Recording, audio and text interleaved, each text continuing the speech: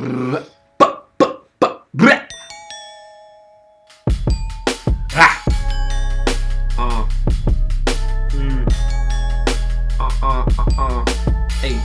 hey. Bam, bam, bam. Bam.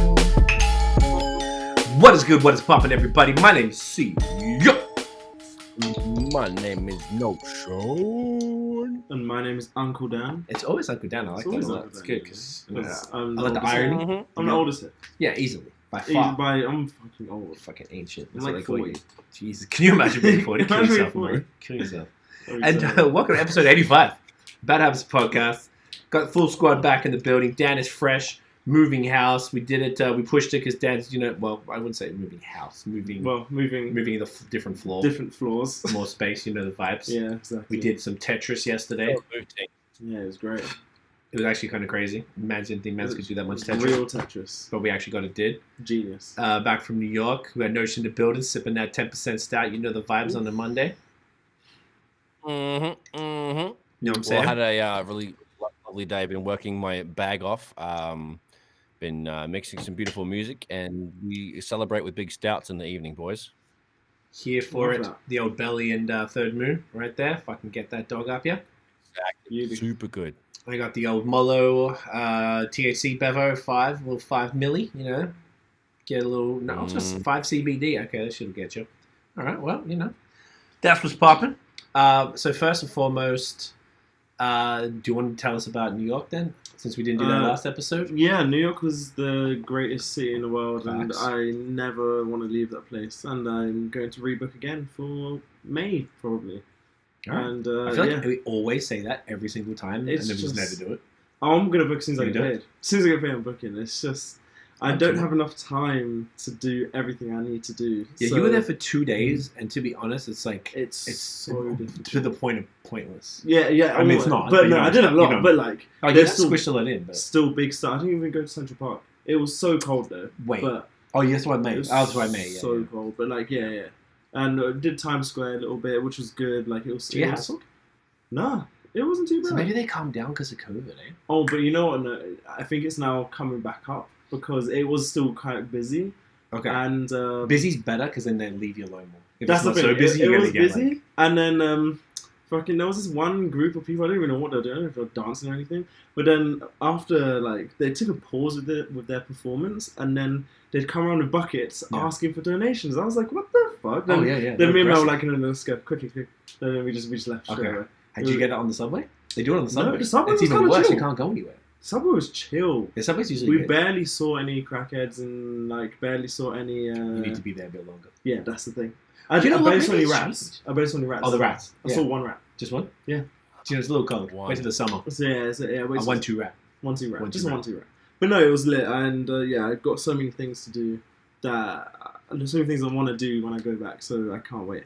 You did. It's I saw so you did fun. the Top of the Rock at Top of the Rock. Twilight, like I told you, Yes. which is perfect, right? It was great. You Yeah, see it the was sunset? perfect. It was So you get beautiful. a day, and then all the city lights up. It's fucking It was wicked. amazing, and it was sick the way they did the Top of the Rock thing. It was Yeah, much that better little than expected. that little room with all the lights. Yeah. From the ceiling and stuff. It's kind of cool. Sick. I know the multiple levels, so you can kind of walk up one, and you go walk down Yeah, the other one. I didn't even know you could do that until we got up there. It was so Yeah. sick. I think it's superior than Yeah, Empire State. yeah, because you can see the Empire State and you can just tell. Well, it's closer to the. Hang on, where is it? No. Empire Well, State's it's closer- 50th and the Empire State's on the 30th, so it's closer to Central Park, and that Yes, view yes, is more yes. impressive than the other way. Exactly. And the problem is the Rockefeller Center blocks the view of Central Park Exactly from the. from Empire State. You should yeah. do both. Like next time, do the other I'm one. gonna do the other one. It's not shit, obviously, but it's Yeah, like yeah, it's. yeah. I don't think I'm it's looking shit. for more comedy shows because we didn't even get a chance to go to one. Okay. And Probably just shit timing. yeah, that's the just thing. It's that shit weekend you timing. were there. Plus, a lot of TV shows are now coming back into actually having full crowds. Like Jesus and Mary don't have full crowd. One, No, yeah. they have a crowd, but it's the people who work at the show. Okay, I thought so. SNL they keep going up and down. difficult That's the to rules book change. because I think they go on a break when I'm trying to go back again. It happens to me every fucking time. Yeah, exactly. So I'm just gonna book a Oh, random they go comedy summer club. break because then the whole summer's off. Yeah, So exactly. they come that. back in the fall. They'll come back in Yeah. like. You from got to go like Thanksgiving or just September, before. October. Yeah. Yeah, but I'll probably be there for that time anyway. So, but yeah, I'm gonna book another try and book a comedy club, and Yeah, I was trying to get New York Knicks tickets. They go on summer break as well, but it's annoying. Oh, they finished in June. So is it playoffs yet? Probably not quite, but close. No, it was close. But hopefully, if they make it, maybe I can get tickets. But I wonder if they. I think the Knicks, if I'm not mistaken, I think they're shit. They aren't as shit as they were before. No, eh? Good for them. Have a look. Good for them. NBA coming up in the world. Let me have a look. Look at both conferences. Yeah, it's a pretty. There's always so much to do. I mean, I know Notion and I have been a bunch of times, and we didn't go for ages. And then Tiff and I started going for Afropunk every summer, and we did that 3 years in a row. And I didn't go because of COVID. I guess it hasn't been on since. And it was cool to get back into it because it needed a reason to go, just because of being a bit lazy. And it's just like, it's so sick. And you start to discover, like, we did so much in Manhattan that I was like over it. And then as soon as we discovered Brooklyn, we're like, what? Like, we wanted to stay closer to where Afropunk is. I'm like, it's this dope. Are you fucking serious? Why am I wasting my time in there? But I think you still got to do the city stuff to want to do the other shit because you won't appreciate it as much. Because, like, once you've sort of done all the touristy shit, then it's like, obviously I haven't done it all, but, like, you do all the main ones. You do the Brooklyn Bridge and the look over like, the towers. We stayed right next to the Brooklyn Bridge. And when we went, because you were down. For some reason, the snow followed us, and it snowed when we were there. It was so windy, so it made it cold. And it was like we were like, okay, we can look at the Brooklyn Bridge. We'll go over it. And then no, do it in the summer. Yeah, because it's long and it's really high, and you realize like, oh fuck, this thing is like pretty massive. Yeah, and you walk across a whole ass river. Yeah, and it's a little bit. But yeah, we might even stay in Brooklyn next time. So we got the spot. We stay in Williamsburg. Yeah, and it's like you can do. We even did one of the times we did the water taxi. So you take a boat to Manhattan, and it takes you up to like wherever you can go to different stops. I want to do that. So you can go to Midtown, you got to Harlem, whatever you want to do. Like, we went to cool. Chelsea Market as well, which was kind of lit. Okay, west side. No, east side. We also went to. No, hang on a second. Chelsea's in the west side. That's the gay area. Yes. So we went there, and we went to Colour Factory. Where was that? That was on. Where the fuck was Colour Factory? It's like a museum, right? Yes. Oh, no, that's not the right way. Art gallery. Art gallery museum. Art gallery. Okay. I'd say. Let's see, where is the actual location? But it was so sick. Yeah, okay, just had a bunch of fun shit you could do. Yeah, it was just so fun. And what are it called? Spring Street. Spring. Oh, Spring. I think that's in Soho. Yeah, Soho's lit. There's this place called Dominic Ansell's Bakery. Or no, cafe bakery sort of thing, and they have lineups every day. Saw a YouTube video about it before, and they said you have to get there like 7 a.m. to have no lineup. So we went there like I think it was like 12 o'clock. There was a lineup about 30 people. February, so it was like, but it wasn't too bad. So yeah, we went in and it was definitely worth it. Okay. Like 100% worth it. But yeah, nothing New York. New York's fucking lit. I'm going back in May. Catch me there. Love it. See you down there. Go get him. 100. Say it was good. Exactly. When's the last time you went? No, it's probably when we did CMJ. Pretty much, yeah. 2010? I think so. Yeah, it was good times. Yeah, New York's the best. Fuck, it's making me miss the shit now. Just me. So good. I know, right? So that is lit. So Mads is back. I don't think I talked about these from the last one. We've got a couple little Yeezy pickups here. Might as well talk a bit of shoes. So I got these the last drop, whenever that was, a few weeks ago. This is the for those who don't know, you can look it up there. They're called Blue Tint. So it's basically like the base is the Zebra. No, it's a zebra pattern with the Beluga 1.0 non-reflective, like the gray with like this kind of like light blue, like frost they call it, and the red. What color is that? It's like a red or coral. This is red. It's a little. It's not really coming like through. Yeah, the writing is red. It's not really coming through in the camera. Sweet. Here we go. Oh, there you go. That's better. Yeah. Thank you. Sorry. And yeah, these ones are pretty sick. I haven't. Obviously, these are like box fresh. I haven't worn them yet because it's fucking snowing like a bitch out here. So these are sick. Excited to rock those ones. And I got these today. Pardon? The blue on them and the blue tints are much less intense. See, that's good. That's fly. I like that. Yeah, these ones. Yeah, them things are hard. So these are called the Dazzling Blue. These are actually called the Wellard. I don't know if you can tell, but there's like these little. Oh, you can tell. See, there's like little blue specks in them. Yes. I didn't know there was. I don't think that it is with delay. Yeah, exactly. Just in the knit. So, the fucked up thing about Yeezys that are they comfy though? Oh, dude, these are the most comfortable shoes of all time. Like, this is the greatest shoe of all. Like 350s are the greatest shoe of all time. They're the most attractive shoe in my opinion, and they're the most comfortable. However, one thing that drives me fucking crazy about Yeezys is that when I say Yeezy, all of his shit, nothing is standard sizing. So even when you get the like the Gap hoodies, I got this. Like I usually take a large or an extra large if I want a baggy, but I just took large and it was good. The jacket, when I think we talked about it a few weeks ago, I ended up buying it, but I had to do mad research to decide which size to actually get. With the Yeezys, I also had to do mad research. And every model is different, so most of them are like a half a size down from true. They run small, so I'm normally a 12, so I get a 12 and a half. And so far, this is the fourth pair of 350s I have, and they're all being the same. But these ones I found, these fit. And I should have gone to 13. They fit tight, but I didn't know that, or I would have done it. So that's why I did the laces different. Like I did them with this little puffy thing because Kanye wears them like that. But it also like I thought it might give it a bit more room. So when I don't know if you remember the story from last year. I got the carbons when they did that random drop. So they did a drop. So when Tiff got the breads, and I got the carbons, but the box said 12.5, but the shoes were 12. Yes. And I ended up being able to return them, got my money back. These fit like that. So it squishes your whole foot to the side. And I thought I was going crazy, but then I put one on each foot, and then these ones are roomier. Yeah. So it's I'm the like, same with my Cinder and my Sesame. Yeah. Sesame fits tighter, but it's the same size. And how long did it take to stretch? It always feels tighter.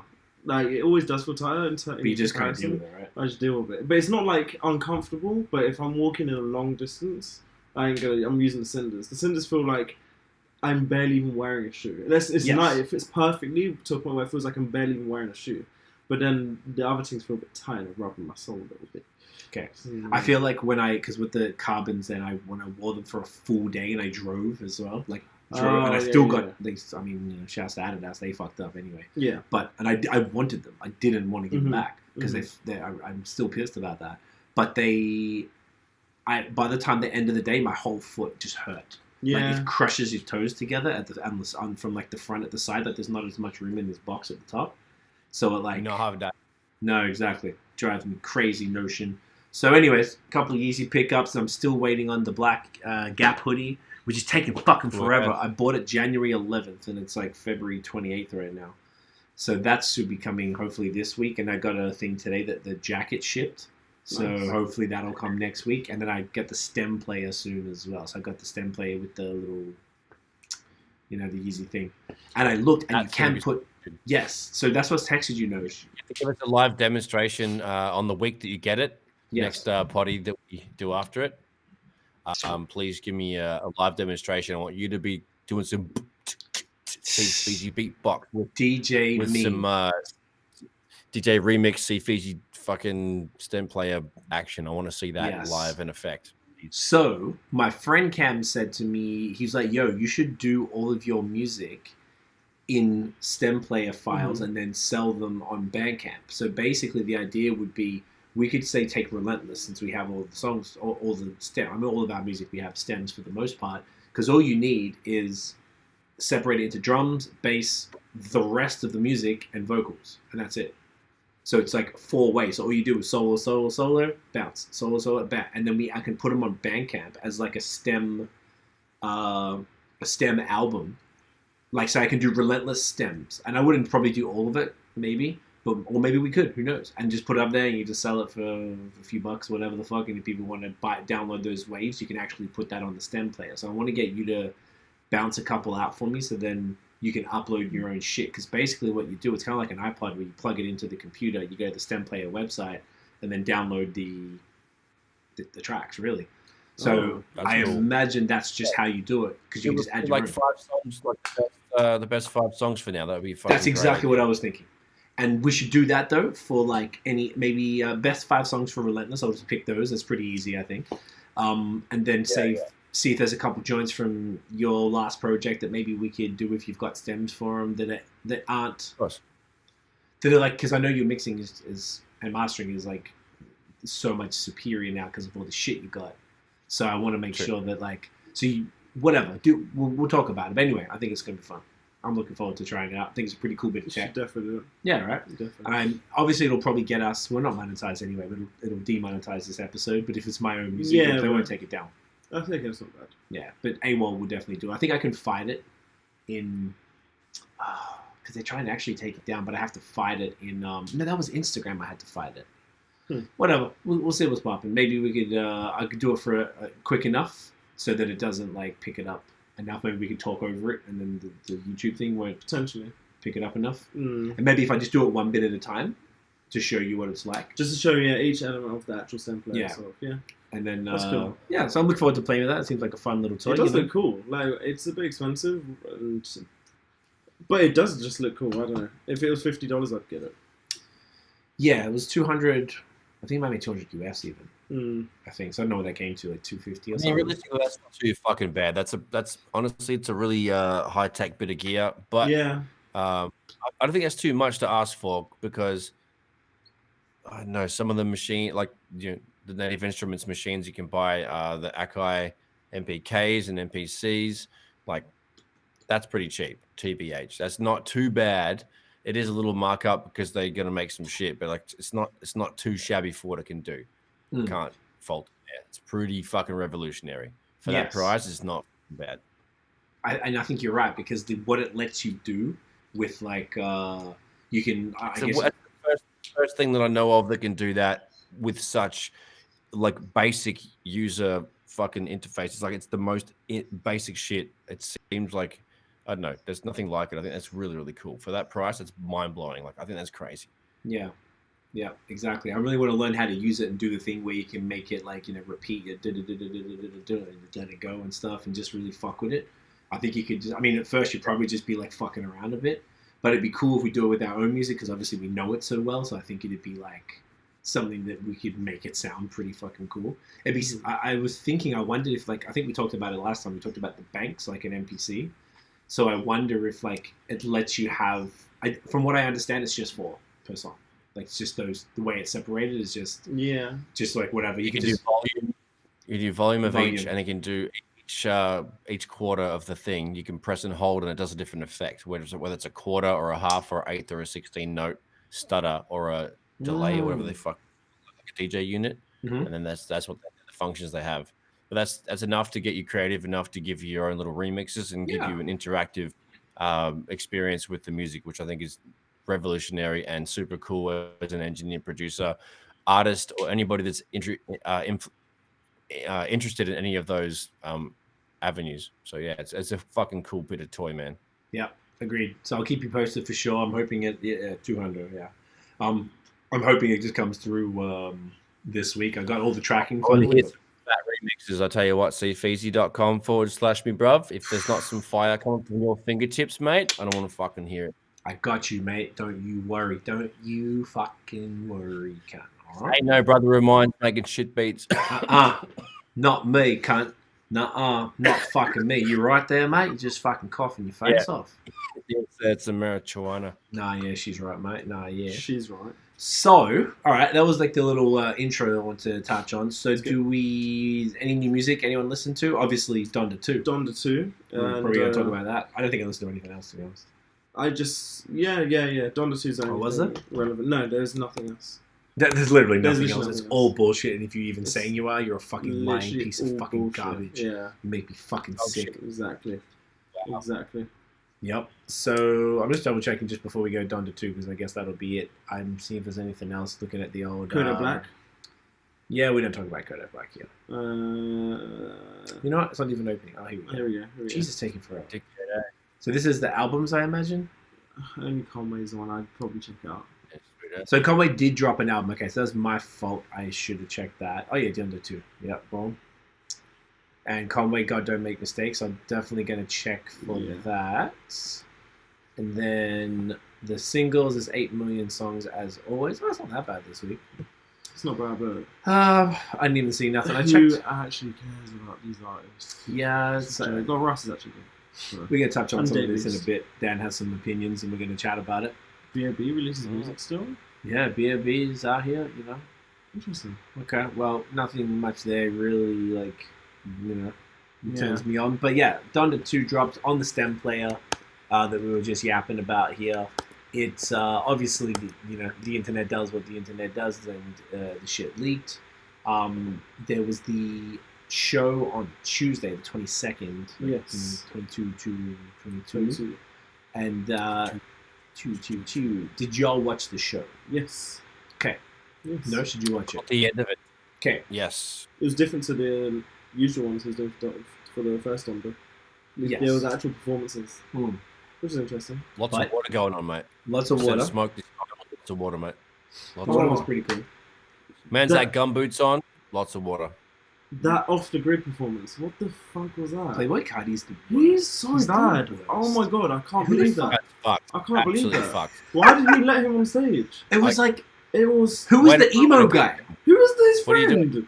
Yeah, we Just Oh my god, it was just so come bad. out of nowhere, wearing God knows what, saying, fucking just It like was screaming. So why is he screaming that? Why is this? Shock. Because the thing is, I don't really like his music, but then like his verse on Off the Grid, it goes with the song. It's fine. Like I'm Yeah, I'm not happy mad to at it, listen to be to it. honest. Not mad at it. But what are you doing screaming that on stage? What? That's embarrassing. And that dude, the white guy with the fucking What's pointy he hair, doing? who was just in the background in a long sleeve T-shirt, looking like he came out of like Blink 182 type shit. Like just yeah. Like just headbanging. Yeah, everyone's in the gun. We all need the boots, boys. Yeah, we all Getting need his the feet boots. wet. Are we gonna get Yeezy boots when they come? I'd get a gun boots. He's probably upset that his feet got wet in the gumboots, and he's like, Ooh. That's why he threw the mic, isn't it? Oh, I need the gun boots now. Fuck. Yeah, I need gun boots. I'm But gonna get there seems to be a lot of mic issues and a lot of Fivio Foreign. I really like Fivio, but he was dog shit. Did you Oh my notice he God. didn't have an in-ear? Oh, that's probably why. That's probably why. So he couldn't hear the music, and he's hearing it. If you think about it, that's why in-ears exist. So like, when me and Nosh mostly only ever did smaller stages. So even if we never had an in-ear, you don't need it because you have these things called monitors at the front of the stage that are pumping the music at you live from the DJs behind you. Most of the time, that's performing with you, playing the music. And you can hear everything. When you have the in-ear, it's because you might still have monitors, but you've got so much going on. And in a stadium, all of the speakers are everywhere and it's bouncing across the room and shit. So you're not hearing it in real time. Yeah. So by the time it comes back to you on this big fucking huge ass water stage where obviously there's no speakers right in front of you, you can't hear it. So he was late. Yeah. That's why he sounded so shit. And he's still yelling. Alicia Keys, though, she had in-ears and she was playing the keys. She was doing piano. She on her team.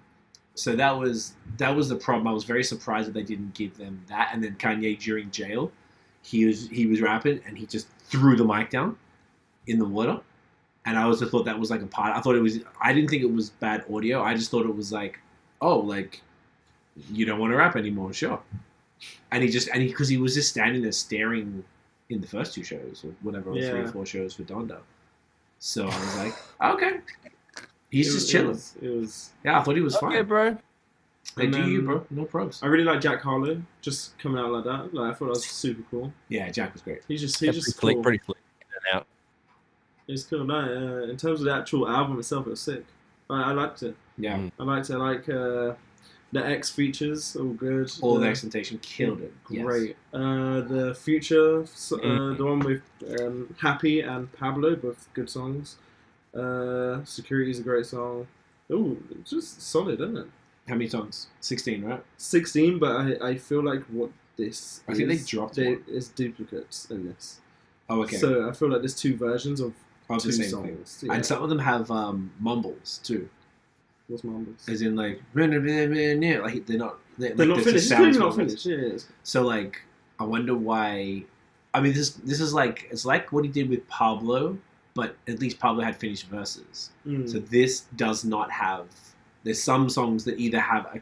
There was one with someone was on one of the songs and there's just a complete open verse that Kanye's supposed to rap in. Like the feature rap, I guess Kanye was supposed to rap in. It's just open. I know Pablo is definitely not finished because it's 2 minutes 30 and 30 seconds of that's Future. Okay. Literally just 30 seconds at the end. So maybe that's the song I'm thinking of. It might be that It's one. got the open verse, and it's just It the might be music. that one. So like, there's no one rapping yet. So it's like it's an interesting approach, but it's Kanye, man, and like, look, you got to give the guy props. He's dominating the cultural landscape right now across everything. Like, obviously you have a team, but Jesus Christ, he's busy. like doing the shows and the finishing the album when it was like, I feel like he takes forever to do stuff, and it was like only a few months, and all of a sudden this whole thing's done. Like, you're actually productive here. Dropping, obviously the shoes are planned a lot time ahead of time because they have to be manufactured and whatever, so that's not as big of a deal. But yeah, man, he's doing, the Gap collab. They dropped the Balenciaga collab last week as well on the 22nd. Well, actually, no, it didn't come on the 22nd. It came on the 23rd. So they did a Yeezy Gap engineered by Balenciaga, not designed by. So it was still designed by that, but maybe Balenciaga made it. So they're pretty expensive, and I'm not loving the Farfetch. They're on Farfetch. Interesting. Like, I couldn't cop that. They cropped even more than the Yeezy Gap hoodies. This would be a streetwear fucking podcast at this point. I know. But it's got like the such a fashionista, buddy. Hey, you know what I'm fucking saying? you cunt. Holler at me, Fashion Nova. I will do those ads on Instagram. Let's go. Let's fucking go, bro. So they did hoodies, t-shirts, long sleeve shirts. They did this denim jacket and jeans. And the denim jacket seemed to be basically a complete rip-off they did of another brand. They had a similar thing that Kanye liked or some shit. But yeah, like the jacket's like $600 for a denim jacket. I don't know.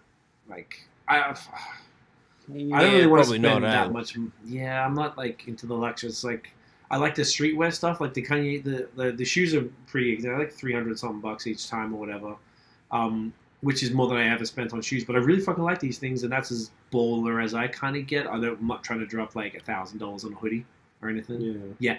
Wait till we get that go up. Just wait. Wait till we get the gum boots. Let's get the need the gum boots. Man, if your jacket doesn't fucking dry itself like Back to the Future, then I don't want it. You know what I'm trying to say? Well, what if you got the money like that, though, and it doesn't matter to you? Like, I'm saying, like, it needs to be drying itself. Like the even, boots, even when you got money, they lace themselves up. They exist now. You should get those. That'd be sick. I wonder if you get those. You should get the 2050 Reeboks, whatever the fucking. I think they're what's that model called? I know what you're talking about. They're the self-lacing. Look how disrespectful I am to brands. I don't know shit about shoes or stuff. Self-lacing and Back to the Future shoes. That's not them. Yeah, they are. They're definitely Nike. Sure. Yeah. Self-lacing Back to the Future. Get those with the Yeezy jacket. Then I'll rock with your 2075 attire. So do you know how much they are on? Hey. Like $3,000 or some shit. That's a guess. For what? Probably way more. For the Back to the Future shoes. Keep guessing. Dan has a pair here. If you want to get on StockX, what's the most expensive? If you want to get that's that's the latest sales. The latest sale. So you said $3,000? Well, $3,000, $20,000. I don't know. I've not, dude. Shoes. I don't know. Do you want $63,000? $63,000. Okay, cool. Canadian. Okay, Canadian. cool. So it's a bargain. Okay. So yes, that's probably because there was like 10 pairs made. So the drip is real then. Yeah, bro. Oh, they don't even have my size. They have 12. There we go. Those the latest one in the size 13. Yeah, that's wild, bro. 98,000 for a size 13 that was sold in January 25th. 98,000. Size 14. Yeah. So. Well then. I guess we're letting that alone, aren't we now? New Balance and Reeboks. I know what I want for Christmas. Yep. Tell your auntie because she has to come through. You have to come through with those self-lacing. You know. Exactly. Why are we talking about that? Oh, we're just talking about Yeezys and how kind of doing everything. You're the drip god. You're the drip god. cfeezy.com/me, bro. I do my best, even though it's not the drippiest t-shirt, but I got my friend Simon on my t-shirt. You know, Simo. Oh shit! Look at that fucking mug. What a fucking mad dog. Egg combo. That's epic. I love that. He's a fucking solid A1 Kanye is, mate. So that was it for Kanye. There was, great album, definitely worth copping. Obviously, yeah. Mm-hmm. I don't know. He said it's not going to be on any streaming services, so we shall see. Speaking of Kanye, we won't go into it that much, but also the other thing he's done on top of all of this stuff, the timing is just impeccable. Is his documentary Part 2 came out last week. Part 3 comes out Wednesday on the 2nd.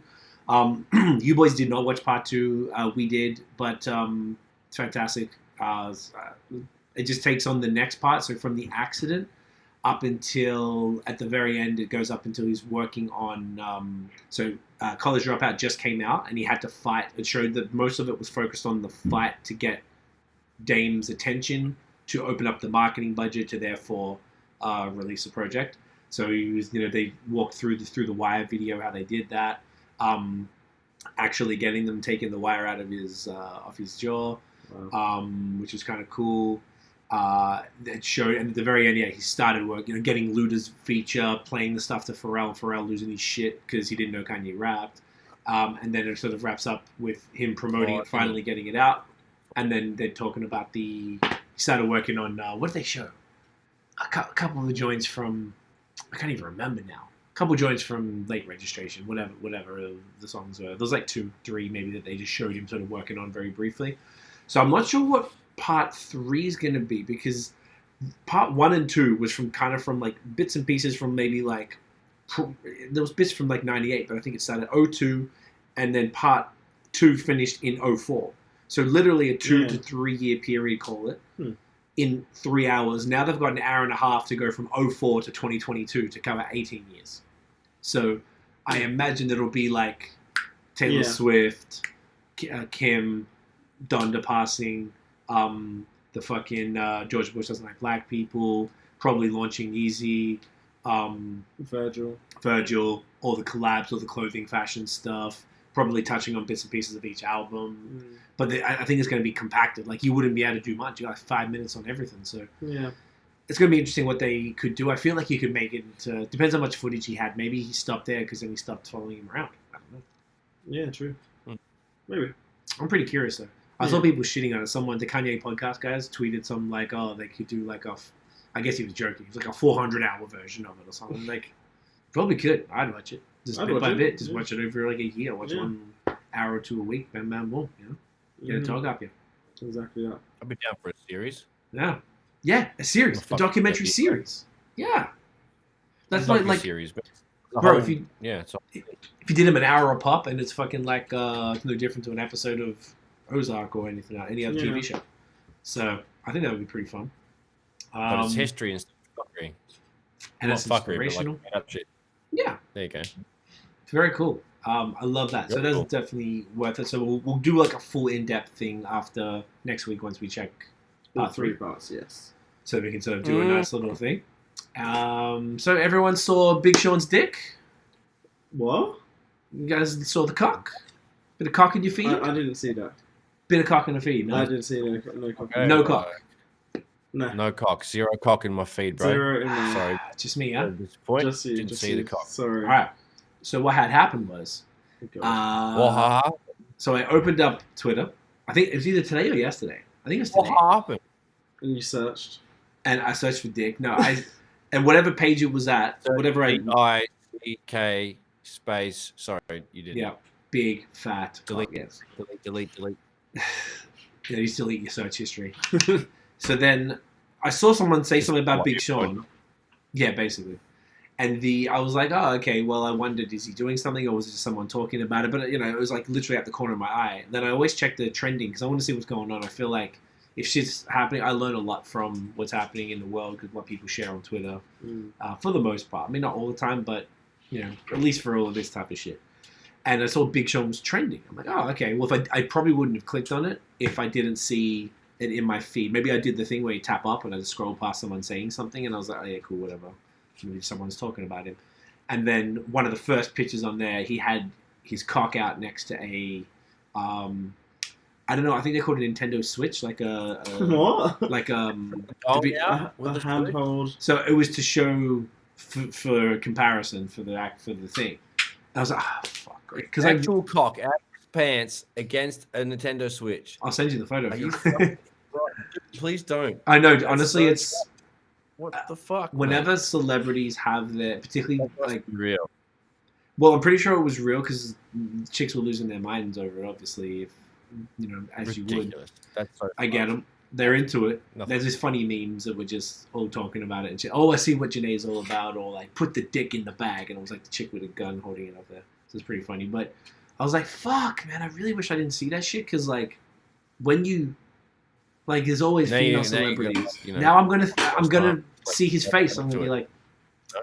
That's trash. Yeah. Give his dick. I know. Cool. I'm going to. It's fucked up, bro. I'm not happy about it. Fuck. I'm sorry about that, bro. It's okay, but I was annoyed because obviously female celebrities, they're pixely cool all the fucking time, right? But when there's a dude, I never seen, like, I've gone out of my to make sure I'm like, oh, I don't want to see that shit. Like, it's just like the game when the game posts his shots when he's in with his undies and he's got the hog on the side. He's like, yeah, just fucking chilling. And he's fucking got like a baby's arm holding an apple and his jocks. Just like, relax, fam. Yeah, I'm fucking like, got a dong. Okay, cool. Take it easy. All right. Take it easy. Take it easy. Big dong sausage, you know? Fucking... all right, mate. We all fucking know you're packing heat. Just relax, mate. Just keep it off the gram, dude. We don't need that. At least you didn't see the actual fella. Like, this was just straight raw dog. You're basically for it. It's right there. This was more disturbing, though, man. Trust. Just go. I don't want to see the other one. Do me a favor. You're talking like full naked cock out the pants with a Nintendo Switch as. Nah, it's not. And the whole picture was like, it's just that. Like, nah, dude, that's so bad. No, I mean, look, it could be anybody because there was no proof. There's nothing tying it to him. There's no face in it or nothing? No, God, no. So then, there you go. Then it might not be his cock. But anyway, ridiculous thing to post. Why would you get your dong out next to a gaming machine? It's not very sanitary. Not really here for it. Nope. You know? So the lesson is don't ever borrow Big Sean's Nintendo Switch, you know? Exactly. Yeah, don't touch gaming systems around his house. You don't want to do that because you never know what's on there, you know? Fuck. No. It's problematic. So anyway, that kind of ruined my day. That was fun. The most interesting piece of news you've brought to our Bad Habits desk, Steve Easy. You're welcome. Welcome. You know, we're here for the cock talk. So, you know, that's what we're all about. I guess so. You know? Hell, mate. So, Daniel had a controversial opinion that he bust out on us. Pause. Speaking about cock shit, right? Imagine. She can't stop thinking about it. Jeez, I know, right? Oh, God. Do you want to whip it out on the people then? Pause, yes. Whip it out. Hip-hop is shit now. It's just all shit. Yeah. This is coming from the kids, guys. It's just we didn't tell them to say it. Shit. It's just, after watching episode 1 of Kanye, and then I listened to all old albums. Like, from then, I've been listening to literally only old albums. Literally, 2016 is, like, the latest. And then that was literally one album. That was the Kendrick Lamar Damn album.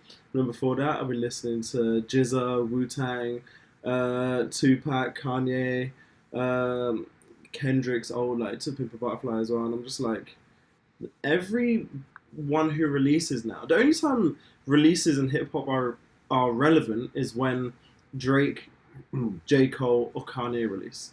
Or if Jay-Z was to release. Or if another Kendrick ever does an album again. Or if Kendrick does another album again. Or people from that era. Because people are like, oh my God, there's something to actually be excited about. But when was the last time you guys looked at the list of of the weekend list of people that are released and you're thinking, oh my God, this is such a sick, oh my God, this is amazing. Like, the only time I remember doing that is when, oh shit, Drake released, oh shit, Kanye released, like, oh, J. Cole released his thing. Like, I've never looked at a list and thought, oh, this is sick, like, what an amazing list this is. Like, hip-hop is so shit. It's so depressingly shit. And nothing compares to Enter the Wu-Tang, fucking I Got a Story to Tell, fucking Eminem, fucking Liquid Swords. Nothing compares to that. It's all bad. Everything is bad, other than the big three releasing, and it's in a sorry state. It's shit. I find it most interesting that it's coming from someone who's not that it's coming from you. It's actually not surprising, but that it's coming from someone of your age group. Yeah. Because whenever I used to say that a lot. I'm a bit more diplomatic now, and I don't think it's. I guess we can all keep talking about it, but like it's usually my age group and mine and Nosha's age group that are saying that they're like bitching. They're just like, where is this coming from? Was it just like just the comparison of the music then to the music now? Okay, let me look at my phone and see the latest album I've downloaded. Let me see. Other than Donda. And while you're checking that, it's right there. I was going to say, do other people feel the same way? But tell us. Probably. I don't know. I feel like I watch YouTubers and they're like, go on your Spotify and check your most recently, like, which song you got on repeat a lot. People saying Lil Uzi Vert, fucking shit, people like that. I'm just like, that is so shit. Like, it is a joke. Like, so other than the singles, Gunna's album was the most recent one I downloaded, and that was alright. That was in January, early January. Before that, the most recent one, before you, the most relevant one is Drake, and that was September. That was September. Everything is so shit. It's actually a joke. Like, it's so bad. Yeah. Like, the most recent album I've listened to out of the old ones I listened to was Kendrick Lamar Damn and Drake Views, which were excellent. Like, both were so good. But anything after that, it's just wank. It's terrible. There's just nothing which is that good. And I don't know. I listened to Tupac All Eyes on Me. It's quite disappointing, actually. I thought Tupac was actually this god and he's so sick, but Biggie is superior, and it's crazy to me that I've now just realised that. I can put it in context potentially. I think we talked about it last night a little bit, but like that album was. Oh, you know what? You go first, please. Baby Dan. So in the last little while, I have a thought.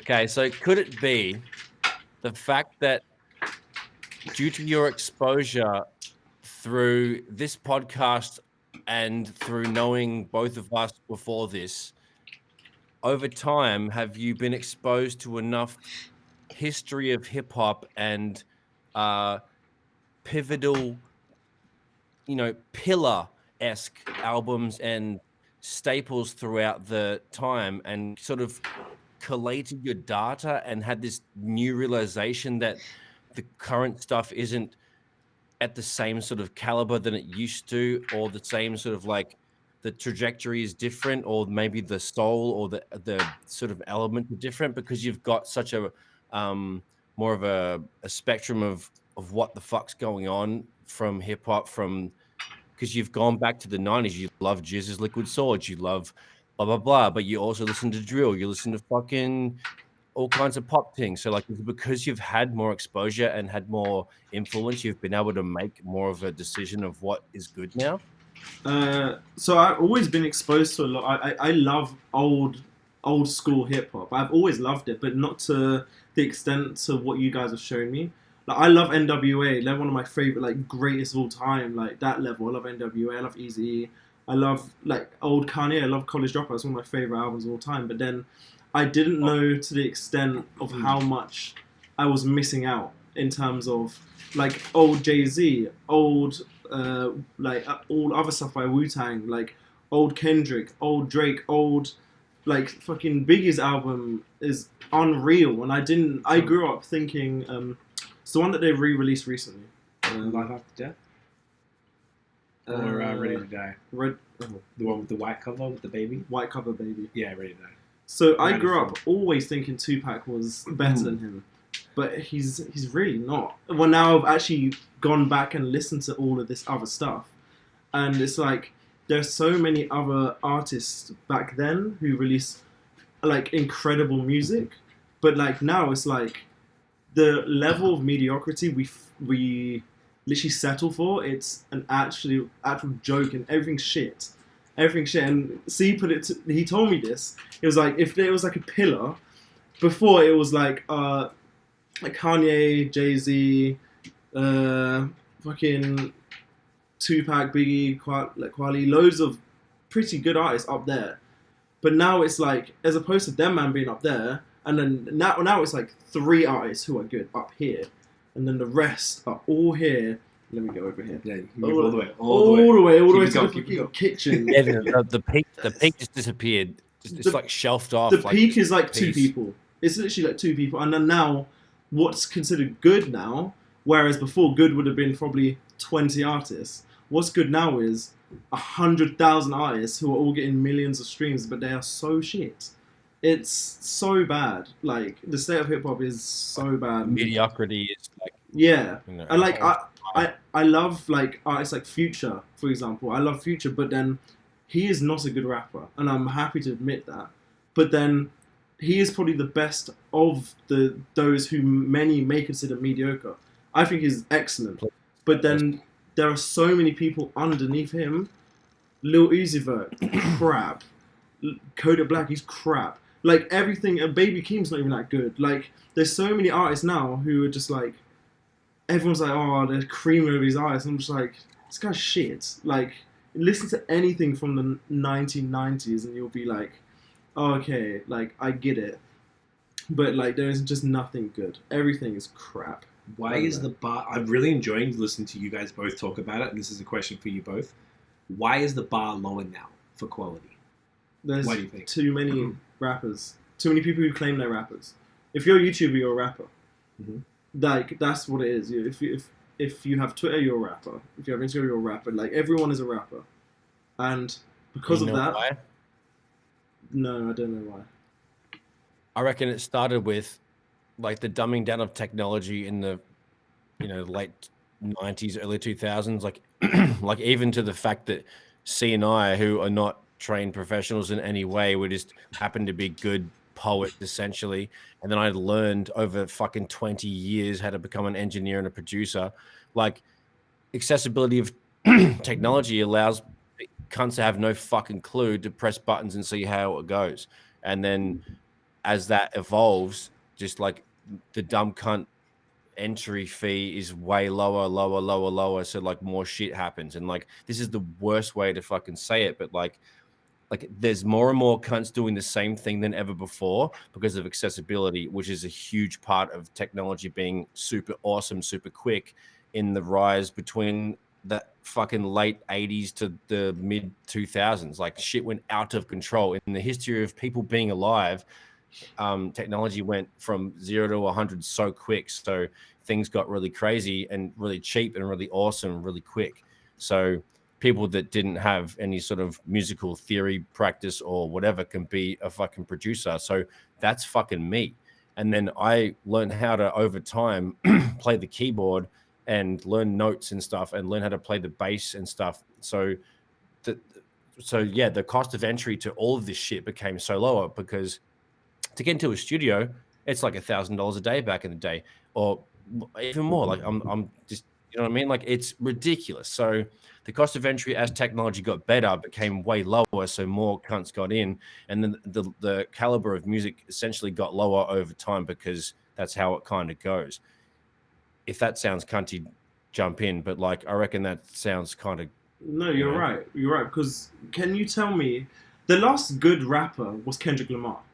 And after Kendrick Lamar, can you name me a good rapper post 2015? The only ones, Griselda maybe. Griselda, yeah, and but Corday. then it's hard to count them because they were already doing it. They just weren't mainstream. So Corday, but I can't think of any others. If I read you out this list of emerging rappers in 2016, Designer, Lil Uzi Vert, Lil Yachty's alright, I guess. Young M.A, fucking here you go. This is 2017 now. Black is good. Other than that, I don't know anyone. Black used to be a rapper, but he's a singer. But he's a singer now, anyway. NBA Youngboy, come on. 2018, Lil Baby is good. Other than that, who cares about Young Noddy, Jay Critch, Sheck West? Like, it's just throwaway music. All it is just throwaway music. And, like, Lil Skies, who cares? It's just so bad. Nothing will ever reach the level that it once was, and it's just a dying... Your passion for this is glorious. Genre. It's just shit. There's no good rapper after Kendrick Lamar. I'm convinced there's literally no one who can reach that level past him. You give me hope that the kids are going to figure it out. I don't think it's all bad. I'm actually a bit more pragmatic now about it. But you're both 100% on everything. I really agree with you guys 100%. To touch on Nosh, the only thing to add is the social media is allowed. Not only has it made technology cheaper. Social media. Because we didn't have... I was saying to Tiff the other day, I was like, when I was doing music in 2002, I'm like, all right, cool. So I pay for studio time, which is what I did. I pay for producers, what I did. Pay for engineering from the same producer. Shout out to Detect. And then we make the song and we make a bunch of songs. Then I got to pay an artist to make the stuff. Now I got to go find a CD pressing plant. And then what? what am I going to go to a label as this underground rapper? Because they weren't signed in Australia. No one would do that now. No one would do that now because they know their shit's crap. They wouldn't even go through the efforts to do all of that because they'll know, well, if I go to any record label, then they'll instantly decline me if I'm making this shit. Well, even if the music back then, if you want to say then, are you talking now or then? Now. Well, because you don't need to do it now. That's the thing. Labels only sign you if you had to do that now. If there was no other way to promote your music out there. Pop, but maybe if that's what the sound is of the time. Yeah, maybe they might, or if they were sensible, they'd be like, "Hey, man, this is kind of trash." This is kind of shit. Yeah. So I was like, if I go on, Nush. Also, the flip side of that, the fact that everything is so accessible and everything is so much better now, faster, free, fucking, there's mad cunts making plugins. Everybody's got an auto-tune version, like every company's got a thing. Then, the cream can rise to the top because every dumb cunt and his dog can get their shot at it. And then, they can have a go and be like, oh, I actually do suck dicks. And then the medium good cunts can, then the cream can slowly rise. I think that's where it kind of balances out, to add to my earlier point being so cynical, saying everything's fucked. But so the good cunts can still rise up, but there's just more of an entry, as an earlier entry fee. But yeah, even with today's crazy, there's this thing called a storyboard. Have you seen that thing? It's you can plug in your, the root key of the fucking project, and then every single fucking button you press on this thing, a storyboard. What did I fucking say? Anyway, you said storyboard. Fucking cool, and it just plays every single correct note. You can't fuck up. It's out of control. Like a piano or what would you call it? It's a big MIDI keyboard with pads on it and stuff, but everything is just in key. It's like an Ableton push, but a bunch of them to this side by side. Okay. Anyway, it's ridiculous. So just wanted to add. I like the positivity. I think that's a really good point to make. Maybe we'll come back to that once we wrap that up. But I think the positive thing is that there's maybe people who couldn't afford to do it before who are insanely talented, and then now they have access to doing stuff because it actually is within most budgets. You can buy a microphone for less than $100. It's not bad. Yeah. You can download a beat off YouTube or somewhere else and just steal it, and it's fine. Or you can download crack the programs, figure it out for free using stolen sounds that everybody do. You steal someone's drum kit and take some samples or some shit, boom, boom, boom, and you just figure out how to do it. So I think that is good, to be fair. It is good. What I'm saying, I'm not saying everyone's shit, because people do slip through the cracks. No, but 90% is shit, and this is exclusively US hip hop, nothing to do with UK music, because I think UK music's great, but different level of exposure and standard and shit. Yeah, but there are some people who slip through the cracks, but it's 90% of them who actually are within the most popular artists right now, 21 Savage and shit. They're shit, but they're not good at what they do. No. Another thing to touch on that we didn't touch on this then is motivation. Why are they doing it? Because before, money, and I think it's because of social media. It's currently cool to be a rapper. When we did it, it was not cool in any shape or form. So we had to do it because we fucking loved it, and then we had to spend $1,500. We both got a setup. Back then, I didn't have a ton of money. Exactly. But microphone was $1,500. The speakers were $1,500. The computer was $3,000 to get a fucking a Mac. Because we chose to win. The reason why the microphones were $1,500 is because we chose to buy studio quality, the same quality that we would pay to go to an actual studio to buy. Motherfuckers these days buy a USB mic and think it's okay to record studio quality albums on a fucking budget mic. It's just not possible. And that's some people that, go to other engineers or, whatever, go to engineers and be like, look, here's my song. It's well, I think you can get this good because, the mic's bad. They're like, what? I swear, blah, blah, blah. These cunts don't get it. You got to put in the money. We definitely bowled out on our mics for a reason. And people that buy home studio mics and shit, don't have the budget to be buying these big dogs. and that's where they get shot in the foot, and they like their dream gets lost, or not the dream, the vision gives like, oh, why doesn't mine sound good as the other cunts? It's because you didn't get the source material as good as it's supposed to be. And that's why people like really fuck up with home recordings. You gotta ball out on the microphone like we did. Yep. And like the microphone that I have right here, a Rode NT2000. It's from 19. What was it? The microphone's from the late 90s. I bought it in like 2004. See, early 2004, 2005. 5. Word up. So, and this shit absolutely fucks. It's just the best. It's like you can't fault this kind of shit, and it's like tried and tested, and people are trying to buy anything kind of not less than this. Is definitely other good ones, but like you just can't cheap on this kind of source material. So people buy shit beat packs, people buy shit microphones and expect to get a great end result. It's just like you really gotta figure that out. So anyway, sorry, I had to go on that tangent. No, it's good. We've both had our mics for 17 years. Mine for the first time a couple weeks ago, I think I talked about it, is in repair. I called him today. The guy's just busy, so he's getting back, but it should just be the power source, and the power sources tend to go over time.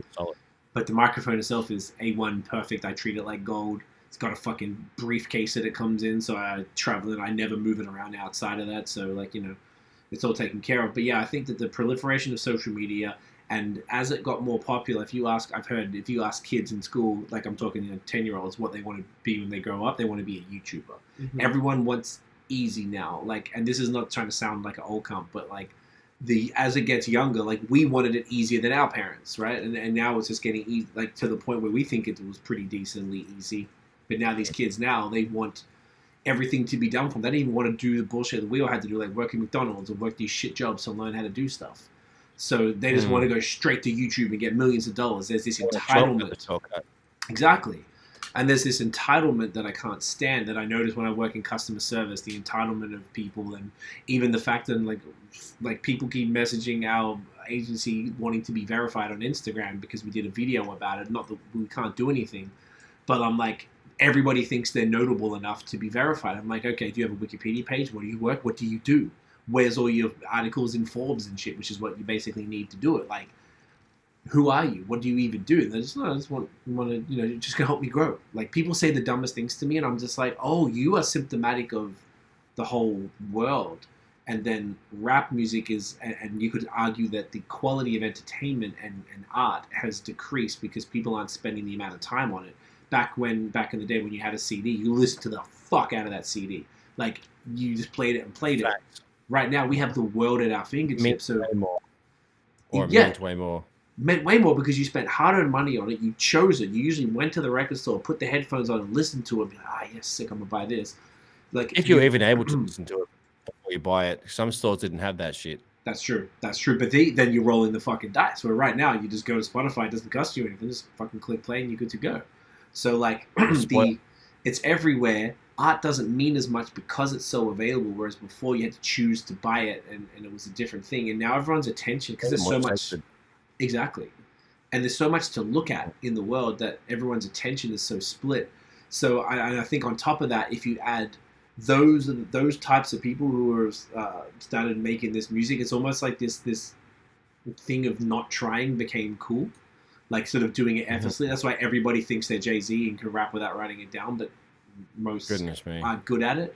Like, it became a thing, and I think that almost started this, like, oh yeah, I can do it because there's nothing to me. Like, it's almost like you're a rapper and you tell everyone you rap and stuff, but you're also like too cool to be a rapper or something. There's like a thing where it's like, yeah, I didn't even try. I just make fire because that's how I do. I just want to get chicks and free shoes and stuff. I'm dead serious though. Like, that's how cunts behave. Good, dude. My whole desk moved. That was so funny. But you know what I'm talking about, right? Yes, I've seen those cunts online. That's why my whole desk moved. Dude, we've met them when we went to the States and to the music festivals and stuff. Like, and that was 10 years ago. We were doing them a lot more. So like, I just think it's like come into this, and for whatever reason, I guess it became popular because if you're showing something, I don't even know what happened. I guess someone gave it steam, or it picked up steam locally. I think obviously it started in the South because the Southern stuff it's about a vibe. It's not about the lyrics as such. So it's about the bass and the vibe or whatever. So then that kind of spread more, and I guess people stopped caring about content and what social media tended to promote and what the mainstream media and movies and TV shows and everything you're looking around you is promoting this.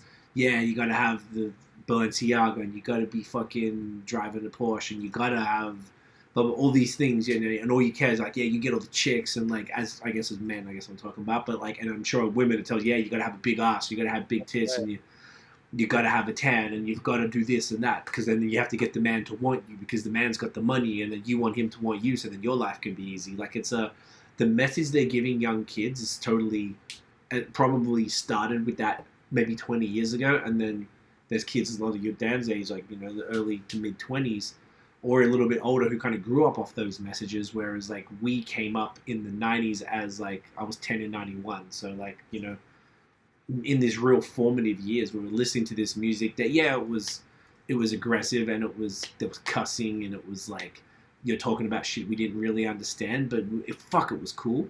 And the dudes who were doing it and the women who were doing it were cool as fuck, and the videos were dope, and the clothes were sick, and like, people had a message, because originally that's what hip-hop was, and that was close enough to its birth that the message hadn't been distorted. Now the message is fucking gone. No one gives a shit about lyrics, which is why. Point. You know what I'm saying? The message hasn't been distorted. Yeah. Yes, man. That's what we grew up with. But it started to be, because if you remember, when Diddy came out with the shiny suit stuff, it was the same reaction to that as we are reacting to Uzi Vert right now. Future right now. Or Same whatever. thing. Like, what the fuck, the real hip hop dudes, look at this fucking pussy ass shit. What's he doing dancing around? Like, right? Yeah, exactly. And the difference was, it wasn't like Vanilla Ice or Hammer, where that was considered pop rap off the rip. This was like Diddy. Diddy put out Biggie in 94, and Biggie was the fucking streetest MC ever at the time. Like, Biggie has the locks. Right. I mean, sorry, Diddy had the locks. Most unpretty motherfucker in rap. Yep. And then he made him like sexy ass. Exactly. An appealing ass. Which is a genius move. That's why he is who he is. But, you know, there's always 100%. But there's always something that people are mad at, right? But it was different level, because you could listen to the most, you know, like, what's the joint? What's the Mace Biggie joint? Who's not? Tell me, what's that called again? My Money, My Problems. Yes. And you listen to that, and you listen to the substance in a pop rap song, and then you listen to Gucci Gang. And I'm like, you know what I'm saying? Like, that's the shit you hear in a club. But they got fucking bars. Like, we had to learn the lyrics to fucking hang and dance in the club and rap. There was a lot of words in that stuff. It wasn't just like screaming out three things and going, bah, bah. Like, it was a fucking different thing. And for whatever, I guess, for all of those reasons that we talked about, lyrics diminished in importance. So, but now there's been, I think, with Cole, Drake, Kendrick, Kanye continuing to be relevant. Whenever Jay-Z drops, everyone creams their pants. You got the young cats like Cordae. You got Griselda, who are the old young cats, meaning like they're kind of our age, but they've been in the game for a while, and it just took them a bit to get popular. So there is a resurgence of lyrics, and therefore good hip-hop. But it's honestly few and far between, and you do have to dig for it. Just like the truth in general. You want the truth, you have to work for it. It doesn't just come to you. So I think that's kind of what it is in music, because we refer to that type of music as the truth anyway. That's like people telling their stories. Why Cordae, I fuck with him so heavy, because he's just telling his story in a way that many people don't these days, and therefore he is more valuable because of how he approaches his art. I think in these days. No, you're right. But then that's the positive flip that Nosh was saying before. It's given someone like him, who may not have come from much, the means to be able to have the opportunity to do this stuff. And now we're blessed to listen to his art, which is fucking fire. So, I just mean you got to work for it, though. I don't think it's all bad. I don't think everything's fucked. It's just you got to work a bit harder to do it. And when you're comparing it, it's fun. I was about to say it's weird, and not in a bad way. It's strange to me that, it's in the most amazing way, that you have the same feeling about shit that was released 3-4 years before you were born, and then you listen to that compared to what's around today for the most part, and you're like, oh, I'm sure you'd be like, fuck, man, I wish I was like 25 when that came out. Because then we could be jamming or whatever. Like, I was with 95, like 14 or something. So, like, you know, couldn't do anything with it. But it was cool to be there when it dropped. This shit is hot. But no, the only thing I want people to do is tell me a rapper post 2012 who's as good as Kendrick. Who's emerged since then, who is as good as Kendrick. Aside from Cordae, because we mentioned him. I don't think Kendrick's the greatest of all time, but it's just like he's a good benchmark to be like, you know. He's the one that most people would consider the benchmark. Yeah. So, okay, maybe someone could say that. I'd like to hear what people think, because maybe there's people we don't know about, but then that just means they haven't come up. Drop that in the comments. Yeah, please, guys, definitely do that. So that was a good convo. I think I looked at. I think we've been talking about it for about 20 minutes, because I think it was when the thing I want to use for the promo piece, the 1 minute reel, was from 42 minutes or something. Nice. So we went in. That was a good one. That was good. important. Good shit. Dan has some fun questions back again. Notion I just yapped it up last week.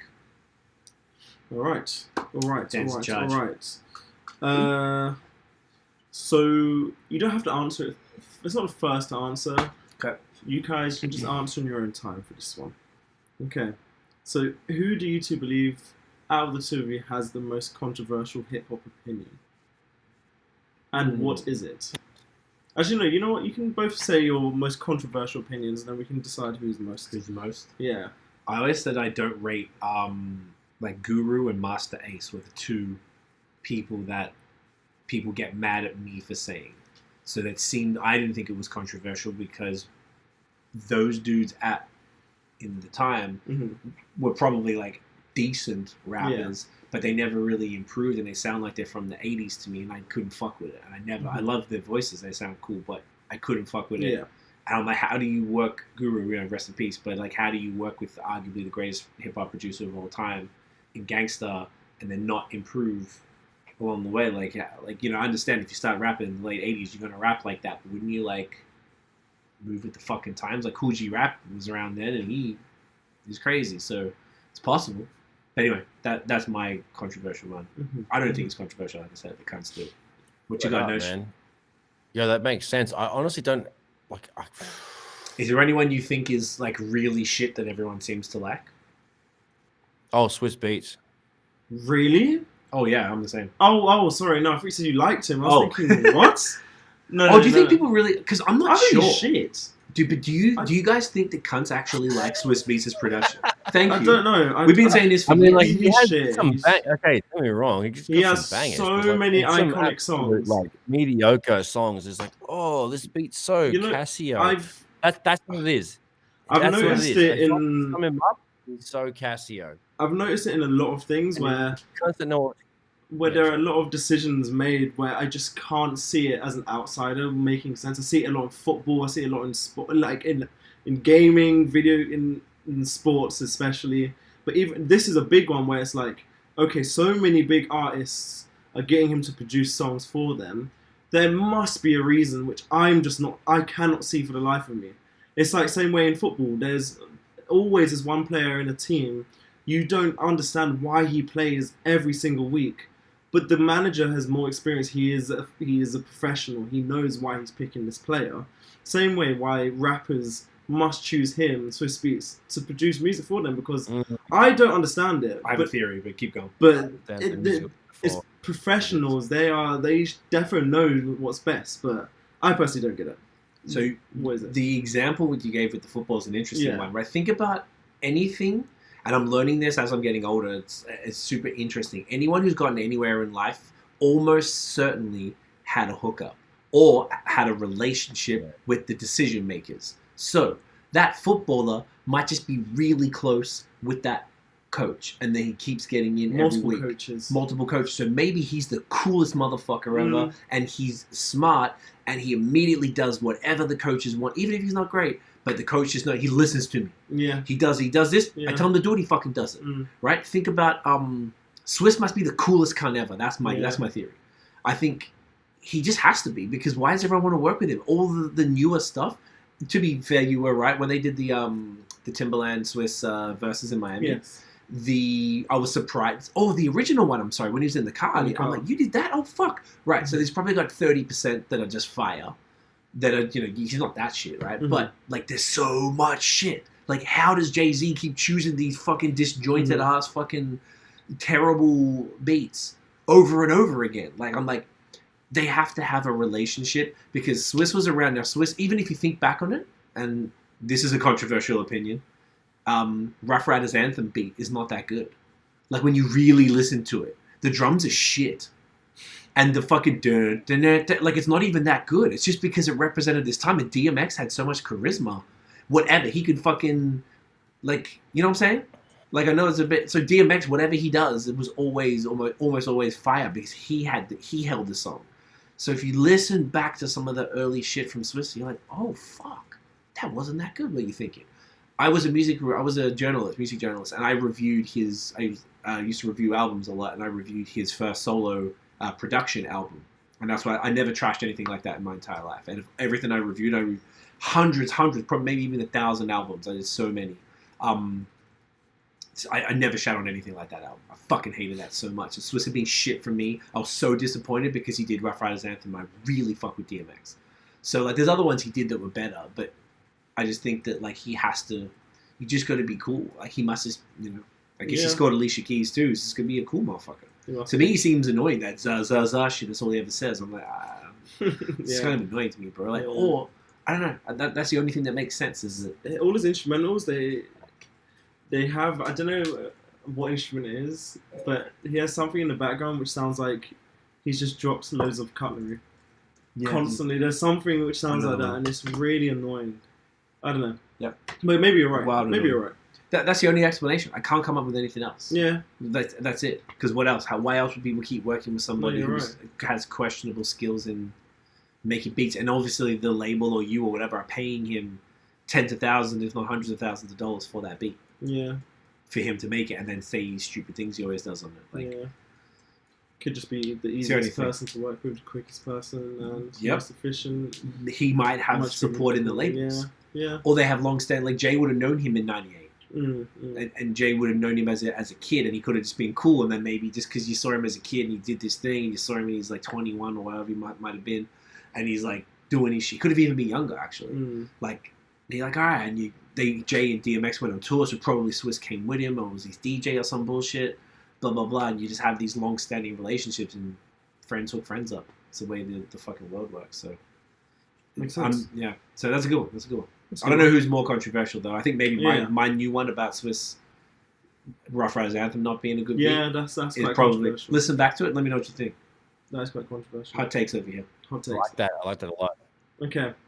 So between you two, you guys can discuss amongst yourselves. Stylistically, who out of you two fits the most, like, in the following groups, stylistically? Digital Underground, G-Unit, D12, and Wu-Tang. Oh, if you're going to be a part of it? If you're going to be a part of it, who actually was like, stylistically you can see actually fits within... All three of those are mad different.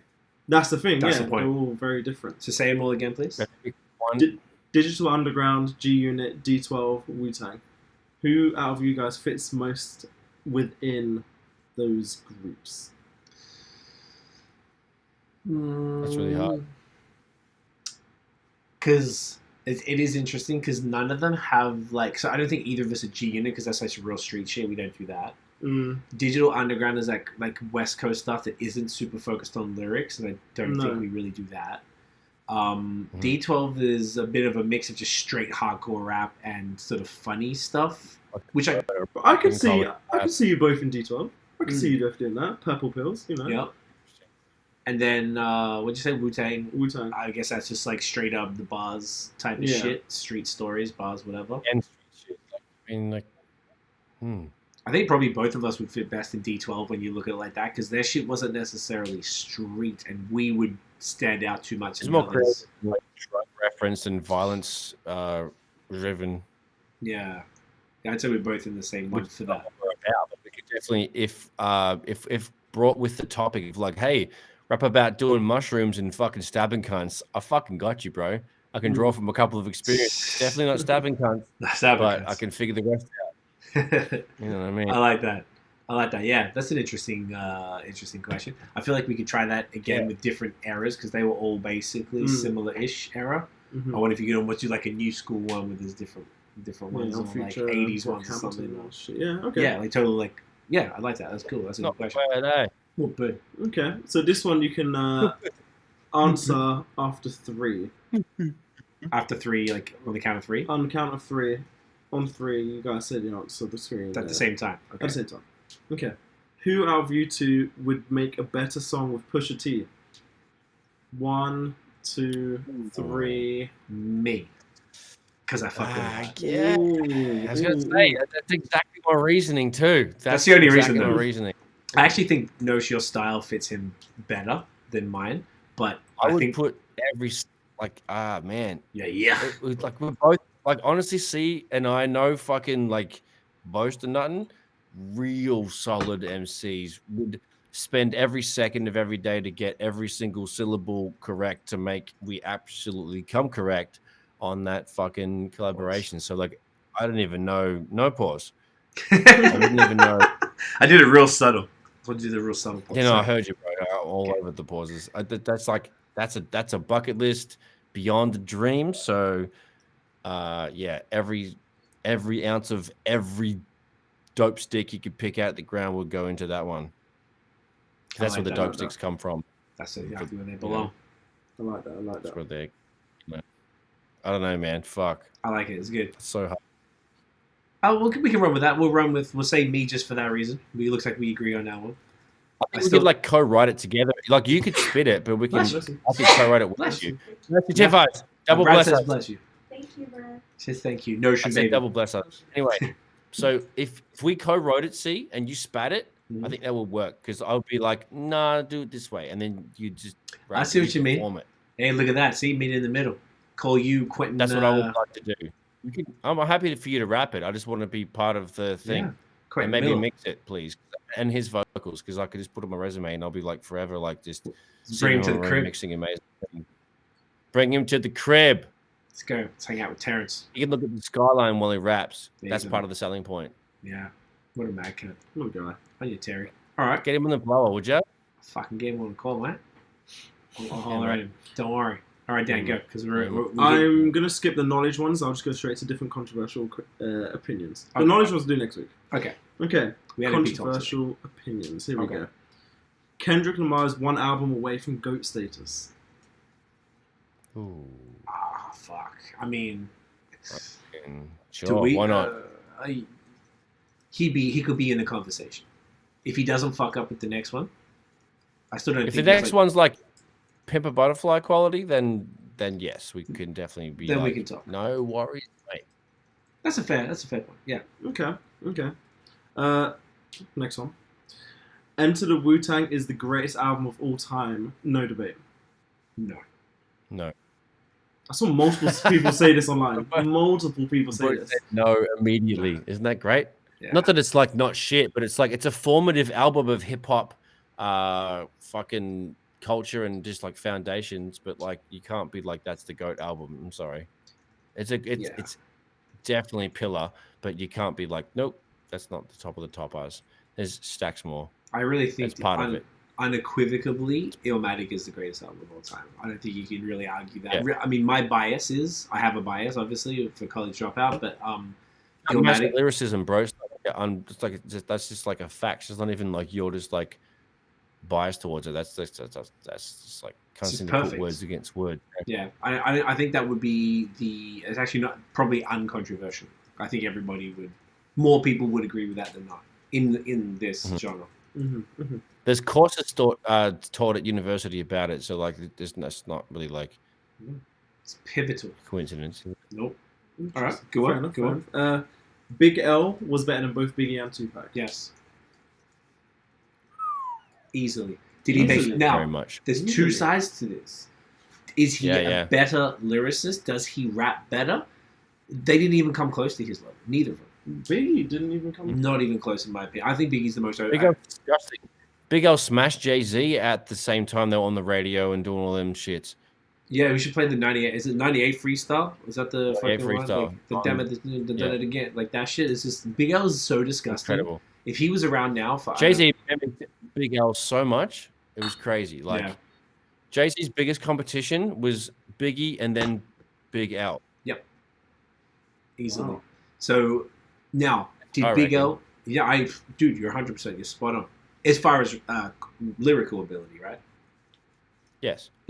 So those cuts were stupid. 100%. So that's one part. The second part is, did he make better music than them? That is absolutely unknown. You'd have to probably you could do a Tupac and Big verses and put a bunch of the songs. Biggie had Puff. yeah, they both. I mean, you could probably make pretty convincing arguments for both, and I would buy it. But Big L definitely did not make music as like he didn't have the time, like what Ebonics and like Wolves or some shit. Like he didn't. He just didn't. So like he has underground classics, but he didn't have hits like that. They are hits. So I think he's a better rapper than them. And if you have, there's a bunch of stuff you could hear. Like there's an album called The Big Picture, which was his second one. That dropped just after he died. So it's kind of pieced together, but mostly finished. That if you listen to that, since you're in this vibe, listen to that and then let us know next week. You'll fucking lose your shit. Okay. Like I think I'll listen to it this week as well because I haven't heard that in a long time. The Big Picture. But yeah, he just didn't have the time to make the music, and he didn't do that type of music. But he was about to get signed to Rockefeller before he passed. So if he went to Rockefeller, what if they made him like Beanie Siegel or something like that? And they, he's making these like maybe a little more not pop is not the word, but like mainstream oriented stuff. Because all of his stuff is straight grimy underground shit. Okay. You were gonna say Biggie's like the most overrated artist. Yeah. I think he's one of the most overrated rappers, and it's not because I don't think he's good. Because Ready to Die, I remember the day I bought it with my nana. I stayed over. I remember listening to it the first time in the room in Nana Crawford's house. The room is. I remember specifically going in and like the room to the side. So like I'll never forget. I remember that moment, and it meant so much. Yeah, it was probably 95. I don't know if I bought it in 94, but. He didn't have enough time. He had that album. He had Life After Death. Cool, that was a double album. He wrote the Junior Mafia album. He wrote Lil' Kim's Hardcore album, and I think he did one more thing, but that's not enough for me to be like the GOAT that everyone creams out. It's just not enough music. Yeah, people do speak of him like he's the GOAT. To be fair. Yeah, but he had two real while he was, and even Life After Death I think dropped after he died, if I'm not mistaken. Yes. Yeah. So he only had one real album in his lifetime, and then they did the other one, which was, what was that called? The one where it had the Eminem song on it, Born Again. Oh, yes. Which is a great name for the title 3. But it was like collabs. It was just shit that he had kicking around. Was like he was almost genre defining. He was like he owned the mid '90s. Like he was everywhere on every remix. You needed a big remix, and he was like controversial. And they had the East versus West stuff at the time, and he was everywhere. So I don't know what would have happened given him more time, but I just think that like he didn't, whilst he was very impactful, I don't think he did enough to deserve GOAT status. You could argue that I think Tupac has a better argument for it. I don't think that he is. Do you think Tupac has any album better than Biggie's best album? Nah. Because when I was listening to All Eyes on Me, I was like, oh my god, there's so much. So, filler. So much. I was like, I don't remember this album being like. I could didn't need to be 2 CDs. CDs. That was like way too much. Because Tupac, the way he made music, I guess you've heard the stories. He just goes in, records. It'll be like half an hour. Song's done. Move on. Never even listen back. Like that's how he made music. So everything was throwaway. He was going crazy. It's just how he did it. So he had some great projects, but like I would suggest also check out Me Against the World. That's my favorite one. That's his third album, 1993. And even Me Against the World had some throwaway joints on there that I didn't really fuck with. I don't know if he made music like that back then, and I can't remember what his fourth album was, or if it went straight to All Eyes on Me. But yeah, he was patchy. He was more like a character, charismatic, revolutionary, who was like, if you walked in the room, I imagine like you'd look, oh shit, like he's here. He would suck up all the energy in the room, type of dude. But he wasn't the quality of lyricist that these other dudes were. He was just cool as fuck. I don't think there's anyone as cool as Tupac. I think he was the coolest motherfucker that ever lived, aside from maybe Prince or Bob Marley or something like that. Yeah, he's really cool. Like, wow. You know what I mean? Like, Tupac has got the most charisma of anyone, I think. It's just insane. So, yeah, I feel like that would be a thing. But yeah, people get real mad probably if I said that too much about Biggie. I try not to say that too much because they're really passionate. It's going a bit hard. Pause. Speaking of Biggie, light those comments up, you cunts. Let's fucking go. Bring it on, mate. Nosh's ready to fight. Yeah. Keyboard roaring the lot out of you cunts. All fucking type so fast, mate. 160 words a minute. Let's fucking go, cunt. No? Yeah, it's good. Yes. Daniel's scared now. I'm fucking sure. Isn't that how keyboard warriors like? Yeah, basically. They do. No, you're right. You are right. That's what they say. You are right. Right. It was good. I did the old like index one at a time, like just cat. Cunt. I do CYC and it auto corrects to catch cunt. That's how fast of a typer I am. Look at you, mate. Such a genius. Shortcuts, you dickhead. Dogs in ya. All right, last one because we're at like 125. Speaking of Biggie, Hit 'Em Up was the best diss song of all time, no debate. No. What's better? Yes, it is. Yeah. But did it have the same? You know what? It had a pretty. I would say Ether would be. You could make strong arguments for either of those to be the greatest. That was the only one that came to mind that was on the level. Yeah, because both of them are so direct. The other ones that are in question are like got shots of multiple people or very like songy and like indirect with a couple of throws.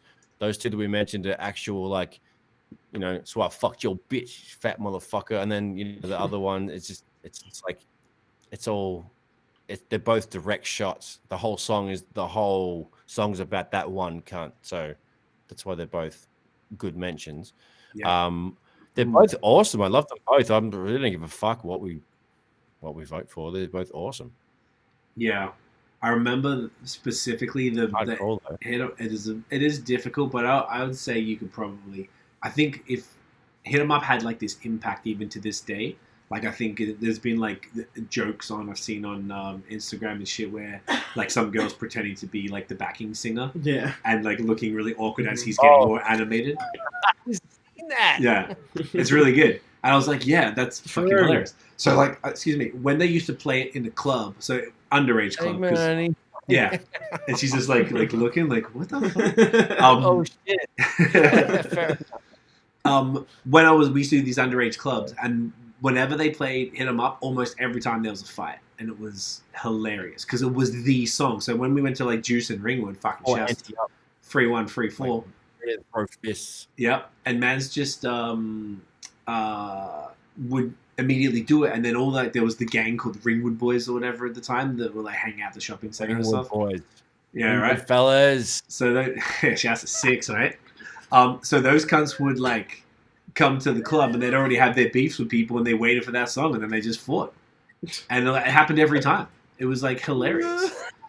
So like that song is so impactful. Imagine paying money to go to a concert to wait for one song to come on to go and deck a bunch of cunts. Yeah. What sort of life are you living? I swear to God, man, that's some Hoodlums. really like late 90s, early 2000s. That is the best life. Shit. You know, it was good times. It's like back we could talk about. Yeah, man. It's not even punk. It's just like not even punk music. Like just punk ass behavior. Shit. So funny, man. Yeah, and particularly it was like a nice suburb. I don't think really shit was super hard out there in like Knox and fucking the east and stuff. It's like I mean, probably, but it wasn't that bad. It's not like straight poverty and stuff. Like y'all were like just suburban dickheads that were cool because they were in a gang and they'd steal shit and fight cunts. Like what?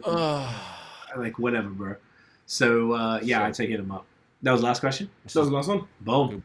Good one, boys. We're at about an hour and a half. Went a bit long because we had a fucking chin wag. You know? Good you know the vibes. Chins, let's do the thumbnail real quick and then we'll wrap it up. Let me get a bit of that up in there, mate. Here you go. Show them simmer. Ready? Fucking beaut. Nosh, where can they get you online? Mate, at Notion Baby on Instagram, Twitter, and Facebook. At IllNote Studios on Instagram and Facebook, illnotestudios.com, notionbeats.com. Holla at your motherfucking Dan. I Dan Johnson on Instagram and Twitter. Follow me for New York pictures and follow HFGXMIND on Instagram as well because although I haven't uploaded in like 3 months, I am on 980 followers. So let's get me to 1,000, please. Thank you. There you go. Love it. Give me an at CEEFOR. Guys, thank you so much for watching and listening. If you enjoyed the episode, smash the thumbs up, hit subscribe below, hit the notification bell. Ding. So you know when the new drops. Follow us on social media at The Movement Fam everywhere. We typically launch these at 8 p.m. Eastern on a Monday. We're actually recording on Monday now, so it'll be a little late, but typically we are.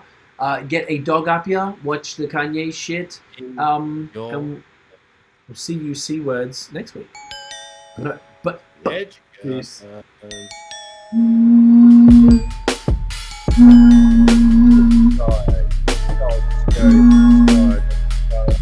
Dog.